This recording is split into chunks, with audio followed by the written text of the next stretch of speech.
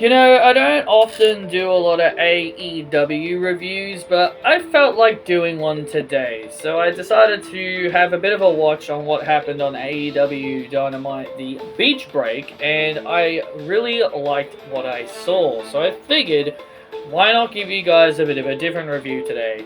I know I'm used to doing all wrestling reviews, and I usually give all the different reviews and like all in one go, but you know. I think the all wrestling review concept might go away soon because I don't really have time to watch everything. Not because I'm bored or lazy or anything. It's just that, well, here's the thing. If I was to watch different kinds of wrestling, it'd have to be because I would really enjoy it. I'm mainly going to be watching TNA now, mostly for Indy Hartwell, and not really because I really want to watch the entire program. But hey, it is what it is. But with AEW, it could be a whole lot different. So I think starting from today, I am going to try and get out as many reviews on AEW as much I can. So yeah, I hope you guys are ready for some All Elite Wrestling reviews because I've been wanting to do some of these for a while, and obviously you guys know I've been putting them as a part of my all wrestling review concept, but hey, I feel like just wanting to turn them into actual reviews, like what I do with Raw and SmackDown. So I'm going to try and do a bit more often AEW reviews, especially if there are things on there I like and I definitely want to talk about it. So anyway, Will Ospreay and Hangman Page won a tag team match to start off the show. Didn't know who the other guy was, but I knew Josh Alexander, who was the bald guy with the headset. He used to be in TNA, as I remember him in TNA, and I think Joe Hendry made a song about him or something. But yeah, I remember him being in TNA. And pretty cool to see him in. Ooh, opening up a nice cold beverage as I'm talking. And nice to see him in AEW. It's actually nice to see someone actually leave a company and not go to WWE for a change because hey, everybody tends to always go to WWE for some bizarre reason. Maybe Alexander wanted nothing to do with it. I don't know. But anyway, so the next match on Dynamite was actually a really good one, and this was actually something I did not expect I would have ended up liking. That was Ricochet taking on Zack Gowen. Now, for those who do not remember Zack Gowen, I was actually going to do a Collision review talking about this segment, so I guess I'll go over it now for context. Last week on Collision last Sunday. Well, actually, it was on a different day last week. So it was technically last week. It's usually on Sundays for me in Australia. But yeah, last week, Ricochet won a match and he was on the microphone and he was cutting a heel promo. I never really would have expected a heel Ricochet to be something I would have thoroughly be enjoying in 2025. So he was cutting a heel promo, soaking in the booze from the fans, and then he went outside and he was talking crap to Zack Gowen, who was in the audience with his son. And then he started beating up the security guys, and he was also running commentary as he was doing it, which was hilarious. And then eventually he was going to cut one of the security heads off with a pair of scissors, shaving him bald, I guess, because people are making fun of Ricochet. Like they chant bald at Ricochet, so they make fun of him for being bald. So Zack Gowen then comes into the ring on one leg and proceeds to attack Ricochet, but then a Ricochet hits his new finishing move, a running thrust attack. So he still does do the shooting star press, but he's got a new finishing move, the running thrust. It's like a up slap. It's like a running up slap. Right to the face. Nice to see it's nice to see new moves. And besides, since him being a heel, it actually makes sense for him to change up his moveset as well. And then he proceeded to pull off his prosthetic leg. Because Zack Gowen, for those that do not remember, he's a one-legged kid. He's a one-legged guy. For those who don't remember Zack Gowen, he was in WWE briefly. He was in WWE for a short period of time in 2003. He was like a kid. He was like a young, I wouldn't say he was a kid. He might have been a teenager by that point. Or maybe in his 20s. But he was a part of a storyline with Hulk Hogan, or aka Mr. America. And he was defending Hulk Hogan, who was Mr. America. And he began a feud with Vince McMahon because he wanted a WWE contract. And Zack Gowen was pushed down a flight of stairs by Brock Lesnar and Vince McMahon. And he also had a wrestling match with Vince McMahon at a pay-per-view. I think it was Vengeance, 2003. And the last time we ever saw Zack Gowen in WWE was when Brock Lesnar F5'd him into the post. Into the ring post on the outside, if I remember correctly. So, I didn't know he was still around. I did not know he was still around doing stuff. So, when I saw this segment, I was like, hey, I recognize this Zack Gowen guy. He was in WWE. So, really nice to see Zack Gowen still around. It's actually kind of cool that he's still around. And man, for a guy who's on one leg, to do the stuff that he was able to do in the ring against Ricochet while being a one-legged guy, is actually really damn impressive. JR used to say it. A one-legged man in a butt-kicking contest wouldn't last very long, but I think Zack Gowen has definitely proven that a one-legged man in a butt-kicking contest can indeed hang in there very, very well. So Ricochet would ultimately win this match, as he really should, because I don't think Zack Gowen is a AEW contracted superstar, and it was surprisingly a good match. Surprisingly, a very solid match. Ricochet took care of him, and I think it was very well done in my opinion. They hurt people. The Hurt Syndicate take on Top Flight. Bobby Lashley and Shelton Benjamin ultimately retain here, aka the Hurt Business, because it's the exact same thing. It's the exact same gimmick that they did in WWE, just being called the Hurt Syndicate instead of Hurt Business. So, then following the match, here comes something I think a lot of people have been waiting for, the infamous segment with MJF. Because MJF, over the last several months, I have been paying attention that over the last several months he has been trying to get into the Hurt Syndicate. He wants to become a member of the Hurt Syndicate, and Bobby Lashley has been telling him that he doesn't fit in the Hurt Syndicate, or he doesn't think he belongs in the Hurt Syndicate. Well, MVP and Shelton Benjamin seem to trust him. They seem to trust him because they are friends with him, while Bobby Lashley doesn't trust MJF. And I guess I can't blame Bobby Lashley for not trusting him, but I think MVP clearly doesn't know much about MJF if he's instantly going to trust someone like MJF. But ultimately, regardless, it was a decent little segment, and basically all three members had to give him the thumbs up to give him the okay for him to join the Hurt Syndicate. MVP wasted no time giving MJF the thumbs up, while Shelton Benjamin also didn't waste much time giving him the thumbs up, but then Bobby Lashley would proceed to troll MJF. I will not lie, this was pretty funny. Like Bobby Lashley was teasing that his thumb was in the middle. Sometimes he'd tease that he was going to do a thumbs down. Sometimes he'd tease it'd be a thumbs up, but then he'd move it back to the center. So Bobby was just messing with MJF. He was just toying with him. He was just messing with him. He was playing around with him. But then eventually he gave him the thumbs up. So MJF celebrates as he is now a member of the Hurt Business. He actually hugs Bobby Lashley, and then he lets go of him and he backs into the corner, and Bobby Lashley is like, "What the hell are you doing, man?" Really entertaining stuff. And MVP reveals that next week they will have a contract signing for MJF to officially sign a contract so then he could become a member of the Hurt Syndicate. Now, this is just my thinking here. What if Cedric Alexander comes back? What if Cedric Alexander debuts?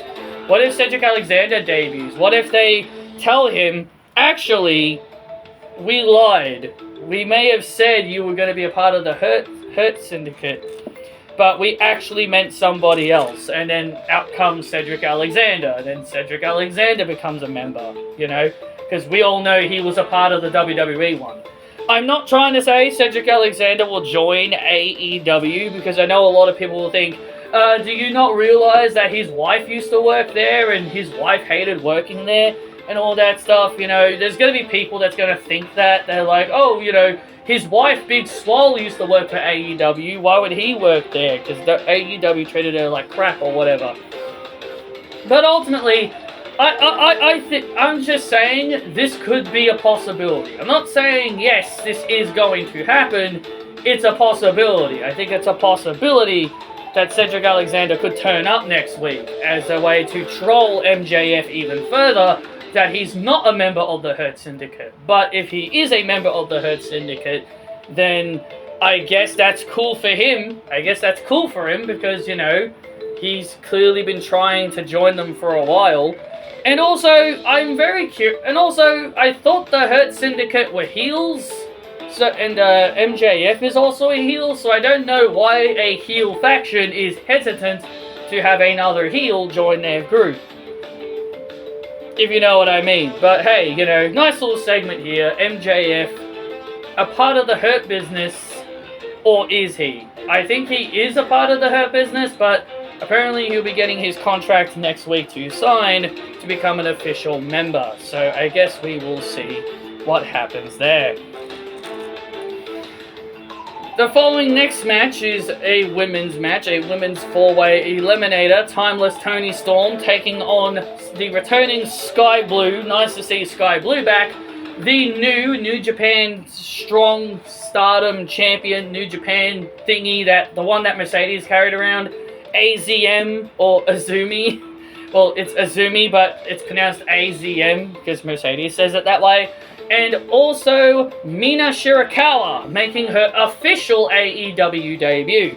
She has been a part of AEW, Mina Shirakawa, but now Mina Shirakawa is now a full-on member of the AEW roster. So I guess you could consider this her official AEW debut. This Fatal 4-Way was really good, very, very good stuff. Toni has been wanting competition, which is why she's been challenging a lot of other women on the roster, and she's been able to put a lot of people down. She won a Fatal 4-Way last week that had Anna Jay in it with Penelope Ford and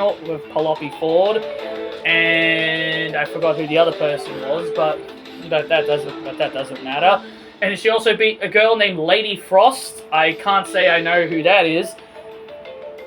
And she also beat a Japanese girl that Indy Hartwell also beat on at House for Glory to become the House of Glory Women's Champion. So Toni's been on a winning streak. She's been on quite a bit of a winning streak, and that winning streak comes to an end here tonight as Mina Shirakawa pins Toni Storm to earn herself a title shot because they keep saying like, oh, if the champion loses these eliminator matches, they end up fighting the person that won. So Toni Storm and Mina Shirakawa will have a match at Double or Nothing for the AEW Women's World Title. Honestly, I'm honestly not even that upset about it. You know, you'd think I would be upset about it since I've never liked WWE having champions lose, and yes, it is kind of silly to have a champion lose, but at the same time, it's Mina Shirakawa, and this is the best. And this is a good way to debut Mina. Yes, you could, in theory, they could have had Mina pin Azumi or even pin Sky Blue, but really, Sky Blue just came back and Azumi just became the New Japan Strong Champion. So it kind of felt like it had to be Toni. And besides, it's Toni Storm. She's going to be fine from it. And also, speaking of Azumi, Mercedes Moné, the former champion, came down. She still has 3 belts, obviously. But Mercedes came down and she was looking to exact her revenge on Azumi for taking her title, but Jamie Hayter would also come down to pretty much make the save right there. So that was fun. That was ultimately fun. I really did enjoy that. There was a segment involving FTR. There was a segment involving FTR about Nigel McGuinness possibly coming out of retirement because they're doing this whole thing where FTR are kind of bullying the commentators, like they've been bullying the commentators as of late, especially Tony Schiavone. Speaking of the commentary, I don't know, there was another, I obviously know Tony Schiavone and sometimes Excalibur and sometimes Nigel McGuinness, but there was another commentator at the commentary desk, as I was watching these matches. I don't know who that guy is. Can anyone inform me on this new commentator I heard on commentary today? I don't know if he's been around, if he's always been around, but I thought he was actually really good. I don't know who he is. I know the usual commentary trios are usually Tony Schiavone, sometimes Nigel McGuinness and Taz. Sometimes Taz is there, sometimes Excalibur is there, so they kind of, they have different commentators. They have a lot of different commentators. So I'm not really sure who this guy is. I'm not sure if he's always been there, but I don't know who he is. But yeah, so they're doing something there with FTR.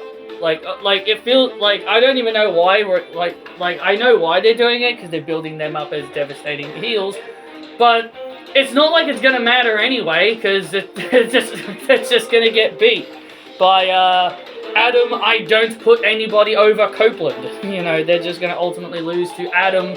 Adam, I don't know how to put people over properly, Copeland, without taking the pin. I really think he should, but he doesn't really ever put anybody over in any circumstance. The main event. Man, this main event was absolutely crazy. It was Jon Moxley and Samoa Joe inside the steel cage for the AEW World Championship. And for all the people that were hoping that Jon Moxley was going to lose the title, he did not. He ultimately retained a guy named Gabe Kidd. I'm not sure who this guy is. I'm not sure who this guy is, but a guy named Gabe Kidd threw a briefcase in between the cage and helped Jon Moxley retain after the Death Riders were trying to get involved. Will Nightingale and Powerhouse Hobbs all got involved and took care of the members like Claudio or Cesaro, as WWE fans would remember him, and Yuta and Marina Shafir would get taken out, and then a guy in a hood would give Jon Moxley a briefcase, smack the briefcase over the head of Samoa Joe to ultimately retain, and it ends up being revealed as Gabe Kidd. Again, I don't know who this Gabe Kidd guy is, but nice, but hey, it's pretty cool. And then a whole bunch of other shenanigans begin happening. The Young Bucks come down, teasing an alliance with Jon Moxley's group. Kenny Omega comes down to support Samoa Joe and the other babyfaces. And then they lower the cage down to kind of beat up Kenny Omega and Samoa Joe. And then Swerve Strickland comes down, and he also helps out the babyfaces, and he challenges them to an anarchy match at Double or Nothing. That was a pretty chaotic way to end it, but hey, again, as I've said before, I wish WWE would do more stuff like this. This is the kind of stuff I want to see. A lot of excitement, and there's a lot of people.